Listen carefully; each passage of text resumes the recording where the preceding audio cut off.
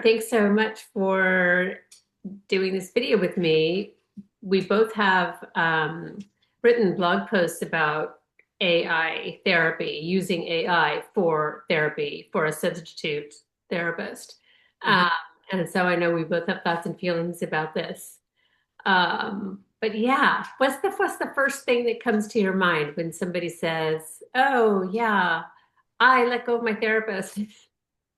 I'm really just using ChatGPT." Mm. I think I feel some immediate pause. But at the same time, like I think it's good to ask questions first. I think historically there was some judgment that would come up. I feel like you have to be like living under a rock right now to not be aware of the conversation that's taking place about how AI is influencing everyone's workplace. And there's this part that when you hear this, I feel like for me at least, it's a little threatening. It's like, ooh, why would you choose AI over working with a professional? But then at the same time, I feel like in writing this blog post, it was kind of like an exercise in being curious. Um, and there's some understanding in, knowing that like it is more affordable, it is more accessible, and for a lot of people, they can't necessarily afford to see a therapist at this moment in time. Life is expensive. Um, and so that's that like initial understanding.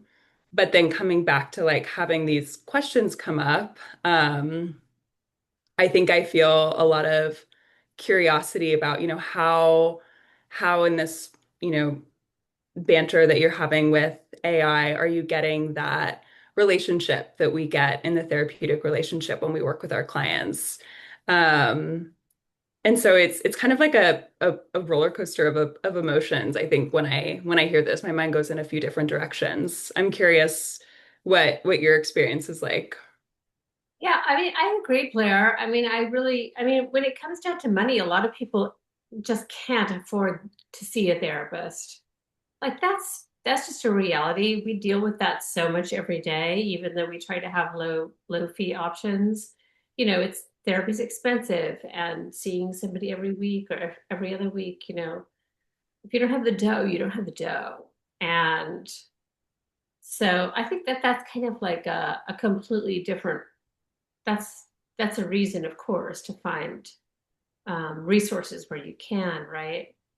But yeah, I mean, the first thing that I would say is, right, it can feel sort of like it's a simulated relationship, right? But it's actually not a real relationship. So I mean, if you're sitting in front of ChatGPT and it's almost sort of like, it learns who you are and is feeding back to you a little bit of what you want to hear. And oftentimes some great, I mean, I use it in my work stuff too, for sure. But it's not a real relationship. Real relationships are more awkward. They're harder. They're real, right? Yeah. Yeah. Yeah, I think that was something that I really resonated with in your article, which was like this topic of friction. Um, in that it's so true. Like, I mean, even us sitting here together and talking, like, it's not always smooth. It's not always like, what the right next thing to say is, but it's like these are these important moments where like the learning takes place. And so I feel like something that, you know, it really struck me when thinking about this a little bit more was like how beneficial that friction is and how, I talk about in my blog post about how the therapeutic relationship it like serves as a corrective emotional experience, corrective relational experience. And um I think that that's like the importance of that cannot be understated in the therapeutic relationship. Right. Right. Right. Because people are, if people were just going to be stationed in outer space the rest of their lives alone, great, do that. Right. but people are still interacting with people in their lives, right? We're in a human culture. Yeah. So the friction is to like you're not really worried about what ChatGPT is thinking about you, right? You know, you're not, there's so many things. So generally I feel like we're kind of wounded in relationship, and relationship is sort of where we need to heal, right? This is going back and thinking about even just like indigenous medicine. It's like people, community, you know, nature. It's all like healing is always done like in groups of people. Yeah. And yeah, and I really, I think the other thing too is that I think that I'm fighting in general for like anti-isolation. I think that people's lives are getting more, I mean, certainly in the pandemic, everybody got so isolated. And there were some nice things about that, but there were some hard things about it too. People, you know, people don't like talking on the phone. Like it's very rare for somebody to pick up a phone call, right? Because they're not prepared and they're not, it's not on their time. It's not, you know, it's not their choosing. So we kind of created this life where I can order what I want to eat. I can watch exactly what I want to watch when I want to watch it. I don't have to call. I can see a text and I can think about it as long as I want before, before, you know, it's all like me centric. And, I worry about that, you know, in terms of like social anxiety. And yeah, I think people are too isolated. Yeah. Yes. And I'm thinking about too about the idea of like the gift of being seen in relationship.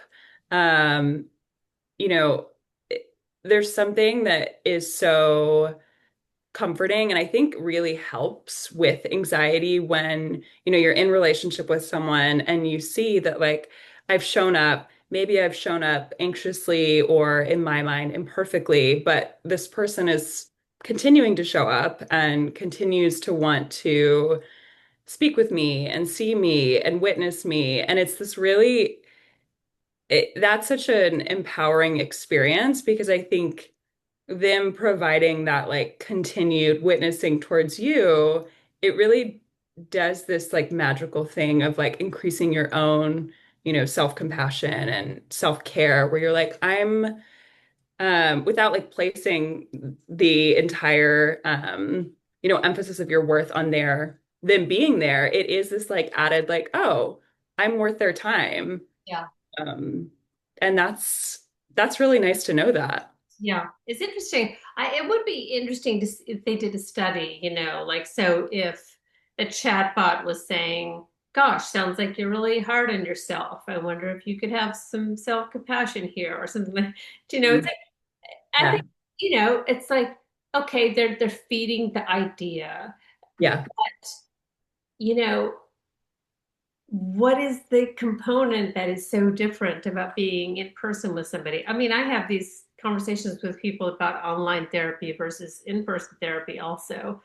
It's kind of hard to describe what the difference is, but there's definitely a difference, right?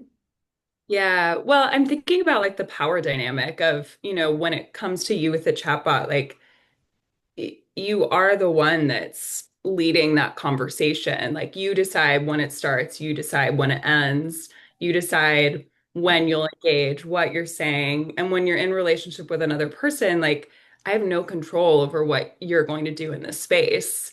Um, and so that like lack of power that I experience or lack of control, um, it really evens the playing field in a way that I think you just don't have with AI. As much as you might like to believe that like we're in a relationship, it's like actually you have the power and there's a lot of safety in that. Yeah. I mean, I've never used mine like so conversationally. Yeah.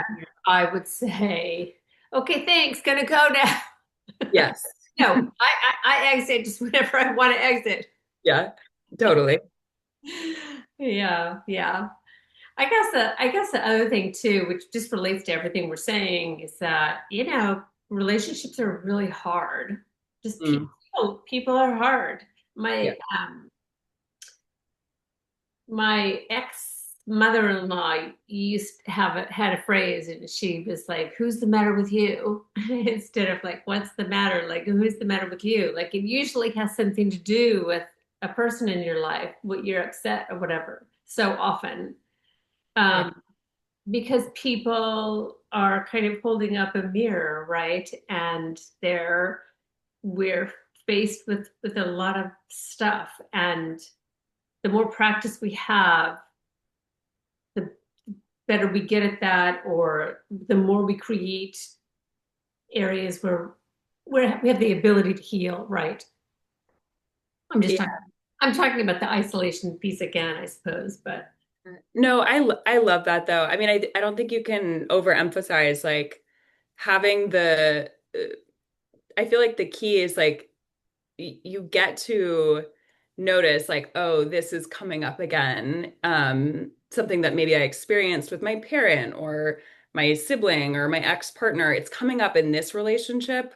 Like now we get to be curious about it. But the thing is, within the therapeutic relationship, it's a much safer environment. Like me as the clinician, I'm not going to leave you or sure, we might experience some friction, but instead of, approaching it from maybe an aggressive standpoint or um, whatever, we're going to approach it with curiosity and say, like, this is hard, but we're going to do this together. And, ideally that is such a healing experience that creates such it helps you understand yourself, it helps you understand your relational patterns. And it's that understanding and that recorrective experience that can create some really sustainable healing. definitely, definitely. I think my worry, I think I don't worry so much about the business, although I probably should. Um, but yeah, I just worry in general. Where's everything going? Like everything is, I think they call it entropy. It's just like everything is speeding up faster and faster. And will we stop at certain points in our advancement and be like, gee, I don't know if I'm feeling so good here. Yeah, we'll just kind of have to see what happens. Was there anything else that you wanted to share about this subject? Hmm. I don't I don't think so. I think I think that, I feel that same concern as you. I feel like everyone's feeling that right now. We're all asking questions, and all a little bit confused, but I think that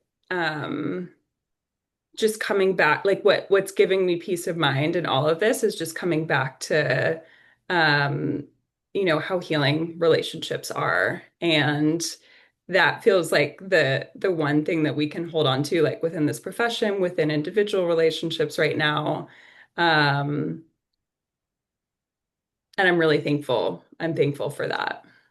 Yeah, definitely. Thank you so much, Blair. Thanks, Megan.